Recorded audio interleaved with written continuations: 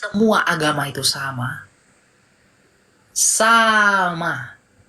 Rata. Karena itu tentang teologi ya. Konsep, dogma, doktrin. Anggap saja sama. Anggap saja saya tidak beragama, tapi anggap aja semua agama itu sama. Lalu bandingkan klaim dengan fakta yang disajikan semua agama ini. Dan tidak hanya saya pikir, hanya kekristenan yang lebih unggul dari semua. Kenapa? Yang pertama, kekristenan itu tidak berbicara pengaturan di dalam dunia yang berdosa, tapi tentang keselamatan roh. Bagaimana kita ke depan? Yang kedua, apa yang diklaim oleh Kristus itu dilakukan olehnya.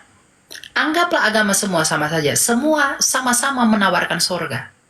Kamu ikut aku, kamu masuk surga. Kamu ikut aku, kamu masuk surga.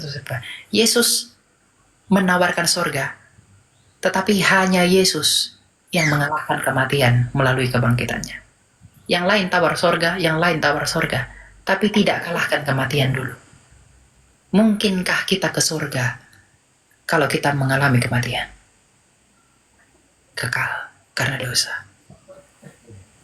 Kemudian dari histori, kenapa saya milih kekristenan? Ingat bro, kekristenan itu tidak muncul sekonyong-konyong begitu aja. Kita spesifik Abrahamik misalnya, anggaplah Islam bagian Abrahamik. Islam, Yahudi, Kristen, Abrahamik. Nah, saya belajar 3 agama ini. Mohon maaf, Islam ini saya tidak masuk. Kenapa?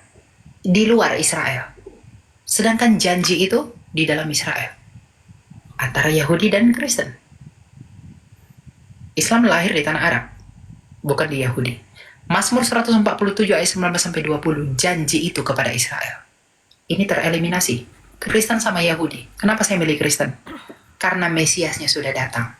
Menggenapi apa yang ada di perjanjian lama. Yahudi sampai sekarang menunggu. Untuk apa saya menunggu yang tidak pasti demi dia yang sudah pasti? Ya. Jadi kenapa saya memilih kekristenan? Karena kekristenan itu konsisten di dalam klaimnya dan konsisten di dalam penggenapannya. Apa yang digenapi di perjanjian baru, itulah yang disingkapkan di perjanjian lama.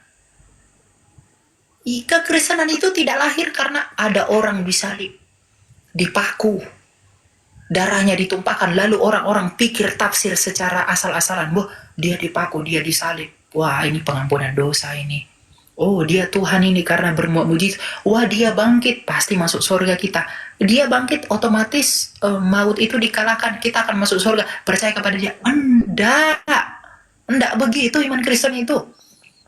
Mulai dari kelahiran pribadi Yesus sampai kematian dan kebangkitannya, itu sudah dinubuatkan di perjanjian lama ribuan tahun sebelum dia ada. Dia harus disalibkan di antara 2 penjahat.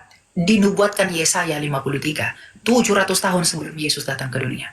Dia harus dipaku di kanannya, di tangannya dan di kakinya. Itu dinubuatkan oleh Daud dalam Mazmur 22. Dia lahir di kandang domba, dinubuatkan oleh Nabi Mika. Ve'atah Migdal Eder. Hidupnya penuh dengan penderitaan, itu dinubuatkan oleh Yesaya. Dia akan dijual dengan 30 keping perak, dinubuatkan oleh Nabi Zakaria. Ratusan tahun. Dan persis seperti apa yang mereka nubuatkan terjadi pada Kristus. Ini bukan kebetulan, tapi keajaiban. Kalau bukan Tuhan yang berkarya selama ribuan tahun, siapa lagi? Itu yang buat saya amazed dengan Kristus yang saya imani. Saya nggak mungkin mau melepaskan dia. Karena ternyata dialah penggenapan dari pengharapan yang telah berdiri ribuan tahun itu. Bagi saya, adalah orang bodoh meninggalkan Kristus demi klaim-klaim yang tidak dapat dibuktikan. Sedangkan Kristus sendiri telah memenuhi secara lengkap, penuh dan sempurna apa yang telah dituliskan para nabi ribuan tahun sebelum dia.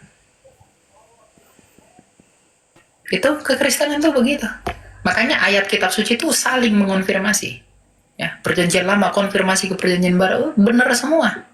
Jadi nggak ada Kristen tuh karena Yesus datang lalu dianggaplah Tuhan, dianggap lahir di kandang domba lalu dibuat-buat pandangan teologi karena kandang domba dia harus sederhana. Enggak. Dia lahir di kandang domba itu karena sudah memang dinubuatkan dia harus lahir di situ. Itu ribuan tahun jaraknya. Kalau bukan Tuhan yang berkarya, siapa lagi?